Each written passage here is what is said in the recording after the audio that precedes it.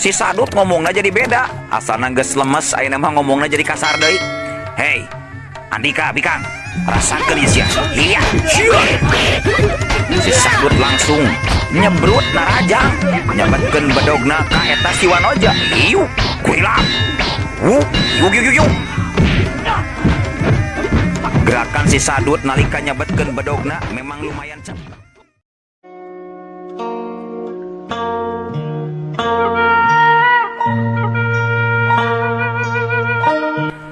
Assalamualaikum warahmatullahi wabarakatuh. Wadia balad ATE official di mana wae ayana.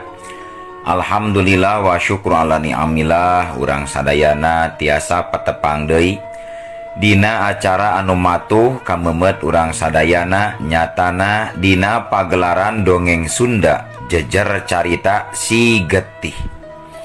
Ayeuna kantun bagian anu ka 38. Tekarawasnya tos dugi ka 38 deui. Atuh sumangga kanu teu acan subscribe geura subscribe heula, ngarah lakung pogot sareng sumanget kasih mamang anu nyanak dongengna. Di like di komennya anu saseur-seurna. Margi mamang mah meni sok kasaresep teh kitu nya upami maosan komen-komen ti para mitra sadayan. Atuh ieu dongeng Si Getih teh mangrupikeun buah karya tiasana Kang Rudiansah ti Palihan Garut. Sumangganya di share anu saseur-seurna. Ngarah teu nyangkoleng kana waktos sumangga urang lajengkeun deui ieu jujutan carita Si Getih bagian anu ka 38 deui. Kumaha cenanya lalampahan Sekarwati anu babarengan jeung Nini Waliwis Putih anu rek nindak ka Raden Turanggaji Purba. Sor cikopina betot samakna jeung pagehan tali kolorna bisi muncrat tumpak dungdung des.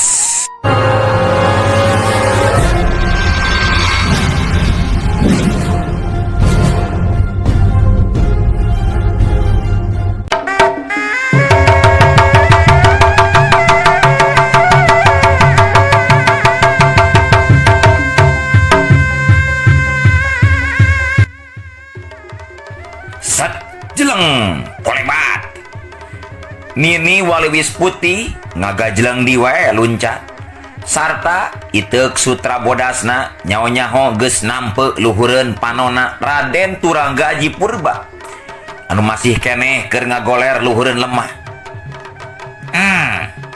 Dipikir-pikir mah ku diri kula memang kula kaya pantasna ngabinasa lawan anu geus teu walakaya. Heug ayeuna ilaing bisa dihampura ku diri kula deuleu. Turanggaji Purba, Andika geus dihampura ku diri kula deuleu. Maneh geus maling kitab mustika, tapi ayeuna geus beunang deui ku diri kula ieu kitab. Matak ayeuna mah maneh bebas tina pati. Moal dikukumahakeun deui ku diri kula. Ngan inget sakali deui ingatkeun ku Andika, hei Turanggaji Purba, disamet ayeuna maneh montong ngaku-ngaku di guru ka diri kula. Jeung ulah ngangles deui. Kula memang geus nyaho cek getaran batin kula. Yen maneh geus nyobaan maling ieu kitab. Jeung lamun kula niat mah ngabinasakeun Andika, babari dilepikeun kula mah. Tinggal ngagebruskeun atawa tinggal ngagabreskeun ieu teh kana bobocos Andika. Sok, ayeuna mah Andika tinggalkeun ieu patempatan. Peung masih kena dihampura ku dewek. Hayo mangkat. Sanggeus kitu mah gancang Nini Waliwis Putih cumarita ditujukeun ka Sekarwati. Ayo gelis Sekarwati, urang indit ayeuna mah. Keur maehanna cenah mabur ninggalkeun ieu patempatan. Ayo, urang ge urang tinggalkeun ieu patempatan. Kajaba lamun maneh nyai masih kene aya rasa ka ieu jalma anu goreng akhlak, poe kainya urus. Pokna Nini Waliwis Putih bari ngareret ka Sekarwati, kituna teh bari ngabalikeun badana ka tukang rek ninggalkeun eta patempatan. Awas Nini, Sekarwati ngajorowok hatena ngalenyap sabab Raden Turanggaji Purba tembong rek ngabongohan ka Nini Waliwis Putih ku anak panahna anu ngeblesur lempeng kana tonggongna Nini Waliwis Putih. Siut war cepet nakeranan eta panah ngablesatna. Tapi Nini Waliwis Putih oge memang lain jalma jore-jore, lain jalma biasa. Najan geus kolot tapi masih keneh rancingeus. Pangartina lain lumayan deui saktina. Katambah geus weureuseubeul ku pangalaman legok tapak genteng kadek. Ngan sakilat nyaho aya bahaya ngancam jiwana, langsung Nini Waliwis Putih ngajaulkeun awakna ka luhur. Bari nakiskeun iteukna kana anak panah anu harita nyuruwuk ka hareup rek ngarah kana tonggongna Nini Waliwis Putih. Siut jaul wush wush wush bletak. Anak panah ngabletak potong jadi dua bagian. Diadu jeung iteukna Nini Waliwis Putih. Tur anak panah anu potong jadi dua bagian. Bet balik deui nyuruwuk leuwih cepet ngarah kanu bogana nyaeta Raden Turangga Aji Purba tanpa bisa disingkahan deui. Siasuk wush siut cerem burileng. Panon Raden Turangga Aji Purba ngaburileng sakedeung sakarat lantaran beheung jeung dadana kapanggang ku anak panah senjata makan tuan lebok tas ya. Harita kusek kerajet ceklek Raden Turangga Aji Purba ngalepaskeun nyawana. Ajal pati binasa ku anak panahna sorangan.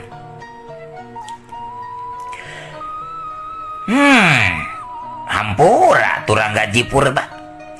Lain berarti kula rek nganiaya ka Andika, tapi nyabongan saha? Kukula geus rek dibere kasempatan Andika diselamatkeun ku kula. Ngadonyi beungetan kuat ka diri kula. Rek ngabongan sagarupa oge, sok we ayeuna mah rasakeun ku Andika. Ceuk Nini Waliwis Putih bari mencrong kana layona Raden Turangga Aji Purba anu ngababatang tinggal bugang. Singgetna carita, Nini Waliwis Putih jeung Sekarwati terus laleumpang ninggalkeun eta patempatan. Teu bisa nyelang heula pikeun mulasara layon Turangga Aji Purba. Puguh memang taya tempat anu merenah atawa laluasa pikeun nguburkeun Raden Turangga Aji Purba. Satuluyna Nini Waliwis Putih jeung Sekarwati laleumpang nalika geus nepi ka pelebah jalan pasampangan. Duanana papisah lantaran memang beda tujuan, masing-masing boga tujuan. Nini Waliwis Putih arek balik deui ka tempat dumuk matuhna, sedengkeun ari Sekarwati duka teuing arek ka mana anu dituju. Estuning rek nuturkeun kareteg teh jeung indung sukuna. Pramitra sadayana, waktu terus lumaku, wanci peuting geus kasilih ku wanci beurang.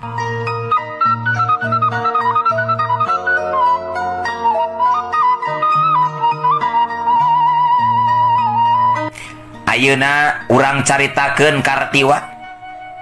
Harita Kartiwa keur ngobrol paduduaan jeung ramana nyatana Raden Tirtajaya Kusuma.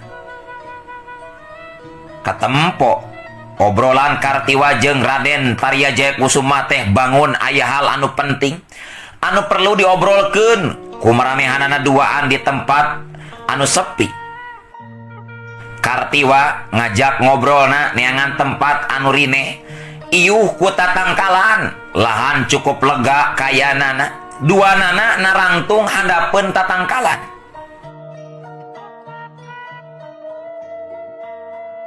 Raden Taryajaya Kusuma kadengi anu harita keur cumarita. Bral anaki. Sok gra mangkat. Ari kitu mah anu dipimaksud ku hidep Kartiwa. Alasan yen peuting tadi aya Eyang Sukmajaya salaku guru hidep datang kana impian hidep. Ngabejaan batur hidep anu ngaran Sekarwati bakal kaancam bahaya jiwana. ku hiji jalma jahat anu teu boga ras-rasan. Sok bral gramiang jalu gramiang. Didoakeun ku ama sangkan hidup tetap salamet sarta mampu nyalametkeun batur hidup anu tayalian nyaeta Sekarwati. Sok didoakeun ku ama. Mohon hatur nuhun pisan ama. Salira ama parantos ngawidian ka jisim abdi pikeun miang ninggalkeun ieu kota raja ama. Jeung hatur nuhun deui ama parantos ngartos kana kayaan abdi. Nuhun ama kana pidoana ti ama. Nya Jung ngan kahadewe ulah poho kasep. Engke dinalika waktuna ama bantunya. Dinalika perang geus lumangsung engke di lembah lamping maut kade cing dongkap bantu ama sakuat tanaga. Pokona mah ulah liwati saminggu hidup kudu geus aya deui di ieu patempatan. Bawa batur hidup ka ieu patempatan titah ngabantu ngarojong karena tujuan jeung pamaksudan ama katut pangesi kerajaan Bagendit. Kitu tah jalu. Mohon ama insyaallah pasti pesan ama ku abdi diestokeun pisan. Nya upami tos kitu mah abdi bade mios ayeuna we ama. Heug Jung kasep bral gramiang anaking cing hasil pamaksudan. Tuh bawa kuda. Itu kuda anu ti tadi geus ngadaguan hayang ditumpakan ku hidup anu warna coklat. Sok gra bawa eta kuda tarik gra lumpatna jalu sok bawa. Mohon ama mohon sanggeus kitu mah Kartiwa sanggeus rengku hormat kanu jadi bapana pikeun pamitan rek miang ninggalkeun kerajaan Bagendit. Kalacat Kartiwa naik kana tonggong kuda. Tali panyadelna ditarik. Jiga anu surti we eta kuda teh nalika keur ditarik brakatak kuda teh terus lumpat mawa badana Kartiwa anu bajuna kekelebingan kabawa ku angin. Raden Tirta Jaya Kusuma nalika Kartiwa geus mangkat kadenge ngajorowo. Kahade jalu si getih bisi poho teu kabawa. Jalu Kartiwa kade kabawan teu. Atos dicadak ama atos. Tembal Kartiwa ti kajauhan. Tug nepi ka ngiles jirimna Kartiwa di palebah pengkolan. Anu tuluy diupat ku Raden Tarya Jaya Kusuma dina jero hatena. Bagja anaking. Bagja ayeuna ama bisa riung mung pulung deui jeung hidup. Geus indung hidup oge tetep we bagja ama teh karasana. Didoakeun jalu ku ama. Hidup cing jadi jalma anu soleh tur jujur sarta guna keur balarea. Ama janji hidup baris jadi gaganti ama engke di ieu kerajaan. Lamun kabeh urusan ama geus rengse perang ngalawanan kerajaan Tumariswana anu dipimpin ku Suntara Katut si Utari. Bagja kitu ceuk hatena Raden Tarya Jaya Kusuma bari mencerong ka tempat anu anggang. Mangsa katempona deui jirim Kartiwa jeung kudana ngan geus lemet katempona teh. Da pugu jarakna geus jauh pisan aya kana puluhan meterna. Kitu pisan kaayaan di kerajaan Bagendit. Ayeuna urang caturkeun deui Sekarwati. Harita teh Sekarwati manehanana keur jongjon we leumpang mapai-mapai jalan satapak rek neangan pilemburan sakaligus arek neangan kadaharan sabab beuteungna geus karasa kukurbukan menta di eusian. Sugan we aya warung sangu anu geus dibuka pikeun balanja jeung dahar kadaharan. Tapi eta oge Sekarwati memang osok rajeun barang dahar najan keur aya di pileuweungan ngadahar bebeutian sabangsaning sampe hui boled ganyong nya kitu deui kayaning bong borosan atawa bebeutian anu sakirana benang di dahar ku jalema.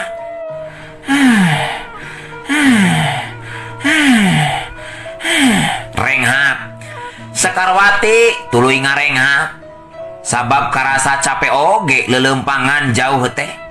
Reg manehanana ngeureunkeun lengkahna ngawaskeun kasabudeureun eta patempatan jeung mencrong ka tempat anu anggang. Pilemburan masih keneh anggang tetela. Karak kaciri rentulna suhunan imah wungkul. Beteung aing geus kukurubukan wae menta eusi ieu teh. Teu cukup kudang daunan wungkul geningannya. Pira kadar ngaganjal beteung atunya. Duh. Jeung rek ka mana deui atunya aing lumampah saterusna ieu teh. Jadi bingung ka aingna. Ki wae mending nutur-nutur indung suku we ayeuna mah daripada bingung beteung lapar. Aduh, kumaha ieu nya? Kedah ka mana atuh Gusti abdi teh lumampah. Ceuk Sekarwati bari ngagerendeng ngomong sorangan dina jero hatena. Gancangna carita Sekarwati tuluy teruskeun deui lumampahna. Nyok anjog ka hiji lembur terus muru ka hiji warung sangu anu kaperengan aya di eta pilemburan. Sarta kabeneran anu boga warung teh awewe kolot geus tuah tubuh ngaranna Bi Ating, Watiti, Wadedeh, Waah, Watirdeah anu estu someah jeung darehdehna keranan kaunggal jalema anu memang arek ngadon lareureeh jeung dahar di eta warung. Harita oge Sekarwati barang datang ka eta warung tuluy diuk dina bangku panjang hareupeun eta warung langsung dibagiakeun ku Bi Ating kalawan someah jeung darehdeh. Aduh, wilujeng somping nyimas di warung emak nyata di warung Bi Ating nyimas. Mangga nyimas bade tuang naon, bade sangu atanapi bade lalawuh nyimas. Hatur nuhun emak kana pangangkenna. Abdi mah nyuhunkeun sangu we mak. Sapiring we mak, lauk paukna mah naon we lah bebas mak, yang penting anu tiasa dituang ku jalmi. Oh, sumuhun mangga nyimas, mangga diantosnya. Diantos ku emak disawikeun heula. Mungkin emak cuang ngalas heula sanguna hampura deui nya nyimas. Dengan sanguna saya di warung emak mah jauh ka pasar matakan oge nyimas. Mohon emak teu sawios-wios. Sok sarangna oge emak, anu penting mah wareg tiasa ngaganjal. Patuangan geus lapar emak. Mohon mangga atuh nyimas, mohonnya.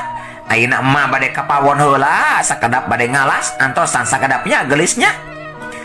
Ceuk Ma Ating, terus manehanana ngolesen kapawon rek ngalas sangu. Ditumpangan ku lauk pauk sacukupna. Teu lila song diasongkeun ka Sekarwati anu langsung nampanan eta alas sangu. Geus kitu mah celebok weh. Sekarwati harita dahar bangun anu ponyona keranan daharna teh pedah geus lapar.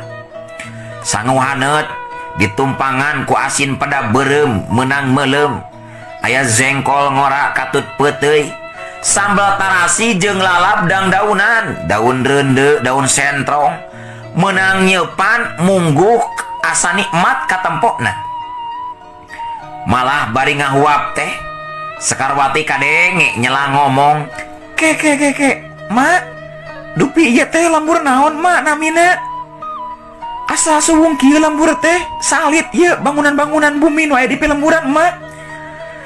Jeung deui jalmi-jalmina mengukur hiji-hijieun nya anu ngaralangkung teh mak.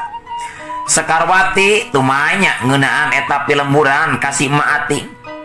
Ma Ating gancang nembalan atoh jigana teh diajak ngobrol ku Sekarwati. Nyimas, ieu teh lembur warung jati. Warung jati nyimas namina teh. Sareng muhun, kayaan lembur warung jati mah tos mulan malen ti iseun we nyimas, kitu tah. Sarta pangeusih pilemburana seseueurna mah narumpi diri we di bumina sewang-sewangan. Hor, gini gitu ku tante mah. Emang kunaon eta panggesi pilemburan dugi karesep narumpi diri di imah sewang-sewangan emak. Nyimas, eta panggesi pilemburan matakna narumpi diri eta teh ti sabantrak kajantenan dina sabulan kapengker nyimas. Ke ari nyimas sareng saha teh ya ieu teh jenengan teh bet asa nembean ningal emak mah ka nyimas nembe sumping ke warung emak ayeuna saha nyimas teh. Oh emak, hapunten atunya sate acana. Abdi teh acan ngawunohkeun diri ka emak. Nami abdi teh katelah nama Sekarwati emak. Oh sarang ieu teh namina lembur Waruga Jati nyamanya. Mohon nyimas Sekarwati mohon pisan. Di mana atuh ari si nyimas teh kawitna? Sareng bade ka mana anu bade tuju ku si nyimas? Mama ieu teh jadi penasaran nya, hampura we emanya. Jadi kepo ka nyimas. Teu nanaon emak. Teu sawios-wios. Ari abdi mama disebatkeun ti mana? Da teu gaduh dumuk matu emak. Disebatkeun bade ka mana? Da teu gaduh tujuan da ieu emak. Teu gaduh tujuan anu pasti kitu we emak abdi mah. Anu ukur ngalalana nutur-nuturkeun hidung suku we emak. Har, ku tante geuning nyimas teh teu gaduh dumuk matunya jeung tujuanna teu pasti. Muhun emak, kitu pisan emak. Ke emak teh asa kantos ngadangu kana jenengan sapertos salira teh nyimas. Nya moal salah deui salira panginten jalmina tina wandana oge salira teh sanes jalmi biasanya. Matak eta luas miang sesorangan oge jika nama nyimas teh jawara pangintennya. Nya emut ayeuna mah teh emut salira teh anu sok sasarangan sareng jajaka anu jenenganana Kartiwa teh sanes. Eta hiji kasatria anu luhung ku ilmu dipahlawankeun ku sakabeh balarea teh nya pamit lepat mah. Duh, nikmat pisan emak. Nikmat ieu tuang teh emak. Tuang bari ngobrol mah teu karaos epna ge emak. Ceuk Sekarwati ngaja mengkolkeun obrolan si emak. Duka teuing kunaon satiap ngaran Kartiwa disabit-sabit hatena Sekarwati bet nyereset perih karasana. Jiga nu geus ngalaman dinya nyeri wae hatena ku Kartiwa teh. Keur kitu kurunyung aya jalma lalaki duaan warga di eta Pilemburan. Rentang-rentang teh kadenge nu saurang diantarana aya anu cumarita ditujukeun ka Ma Ating. Be, meta kobe be sakelas be. Kitu ceuk anu saurang bangun anu geus loma ka Ma Ating teh. Ai. Jang emet geuningan. Jang emet jeung saha eta? Oh, jeung Jang Oho. Nah, karek nembongan deui ieu teh ka mana wae atuh. Tadi ku emak teh geus dibuka warung nungguan anu jajan. Tapi suwung ukur hiji-hijieun anu meuli ka warung emak teh sarjak. Tembal Ma Ating, kituna teh bari ngagalendeng. Nya kin we atuh mak. Kudu sabar ari usaha mah. Komo ayeuna keur usum PPKM, haban di lepel-lepel wae mak jiga tarajenya panyakit teh mah. Jeung eta geuningan aya anu meuli atuh mak meuni geulis geuning mah. Walon Jang Uho nyelang ngareret ka Sekarwati anu karak beres daharna.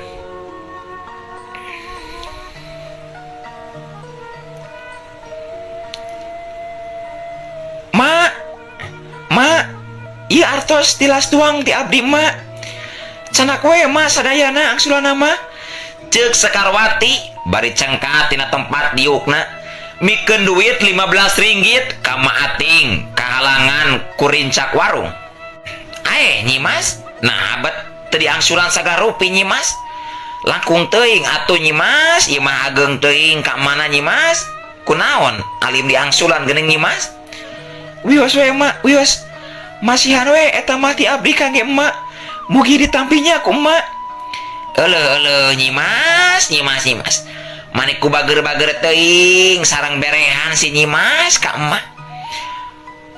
menikah yung kergelis tehnya nya ka emak sanaos tambean sumping ka warung emak ditampinya nyimas kumaha ditampi pisan nuhun atuh ari ditampi mak abdi ayeuna pamitnya bade permios sejalan raskeun deui lumampah ieu teh emak akang anu duaan di kantunnya ku abdi ceuk Sekarwati terus rengkuh ka Mang Emed katut Mang Uho pon kitu deui ka Ma Ating geus bogoh rengkuh Sekarwati teh ngahargaan pisan ka kolot saluhureun manehanana sedangkeun Mang Emed jeung Mang Uho males rengkuh kataji ku kagelisan Sekarwati jeung kasopananana teu loba ngomong kituna teh mohon mangga nyimas mohon mangga hati-hati we di jalannya titi DJ hati-hati di jalan mugi tetap selamat nyimas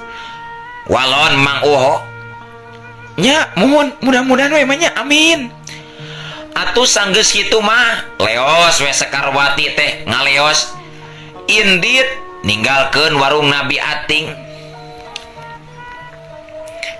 tur sanggeus rada jauh mah harita teh sabab era bisi kadengieun ku jalmana Mang Emed jeung Mang Uho terus tarumanya ka Ma Ating nanyakeun saha wanoja anu bieu dahar di warung Ma Ating lain mah mani geulis kitu wanoja anu bieu mah wandana oge beda jeung wanda biasa mah bener teu mah asa geulis euy mah heueuh Med euy geulis sosanajan aing geus kolot da aya kahayang keneh nempo anu geulis mah iman bisa kuat tapi imin mah anger we ajol-ajolan hayang keluar hooy ngaran eta wanoja teh sahanya panasaran urang mah hooy Sekarwati ngaranna teh Jang Emed Jang Uho naon atunya Jang Emed jeung Jang Uho teh naksir ka eta nyimas Sekarwati lain bieu atuh gerah heureuyan keur aya jalamanna lain geus eueuh karek ditanyakeun aduh kumaha Mang Emed jeung Mang Uho mah cemen panasaran we atuh mah lamun nanyakeun ka jalmananya atuh jadi nanyakeun we ka emak wajar meureun emak nya wajar nanyakeun ka emak Sekarwati nya ngaran teh mah alus eta ngaran teh mah euy alus nya sampai rupa hade alusnya euy ngaranna saimbang jeung rupa kabeh jadi pada ngaromongkeun Sekarwati harita teh ngomongkeun kana rupa jeung wandana katut ngomongkeun kana sifatna anu berehan tutulung kanu butuh tatalang kanu susah sedangkeun Sekarwati anu keur jadi bahan omonganana mah harita manehana jongjon we lempang mapai-mapai jalan satapak di sisi Pilemburan tur teu wudu harita sabaraha jalma pangeusi Pilemburan diantarana aya anu marlong ka Sekarwati ngandung curiga dumeh kabeh rumasa kakarak harita nempo atawa manggihan Sekarwati ngaliwat ka eta Pilemburan nyaeta lembur waruga jati anu memang lega oge Pilemburan teh dina kayan keur kitu ti hareup aya awewe kolot tur lulumpatan bari ceurik rawah riwih meta tulung ka pangeusi Pilemburan nyebutkeun anakna anu masih keneh parawan aya anu nyulik tulung anak kuring anu parawan diculik ku jalma anu ngaran bayangan maut tulungan kuring tulungan anak kuring si itu aya nu maling aya nu nyulik ku jalma anu ngaran bayangan maut kitu cenah cek eta awewe anu tawah tuwuh nyebutkeun anakna geus diculik ku jalma anu ngaran si bayangan maut nalika keur kitu ujug-ujug euleuh waktosna kabujeng CF Wadia Balad AT official keun atunya insyaallah enjing pageto urang lajengkeun deui nya sateacana Mang Amit mungkur di payunan para mitra sadayana mang ngahaturkeun sewu nuhun laksa ketik kabingahan Rehna para saderek sadayana parantos satia manco ngabandungan jejer carita si getih ieu. Teu aya deui anu tiasa diucapkeun ku Mamang ngan ukur hatur nuhun anu sageng-agengna salami ieu parantos ngadukung ngarojong kana kemajuan ieu channelna. Mudah-mudahan nya urang ieu ngalangkung ngadongeng sehingga jadikeun wasilah panjangna silaturahmi antara sesama orang Sunda khususna umumna sesama manusianya. Nah dari hapuntennya anu sageng-agengna ieu Mamang masih keneh kieu nyariosna teu acan pantos jejeg soalna ti corona masih keneh sesonggeteunnya. Sakitu nu kahatur atunya hayo dikantuneun kumang sadayana. Wassalam.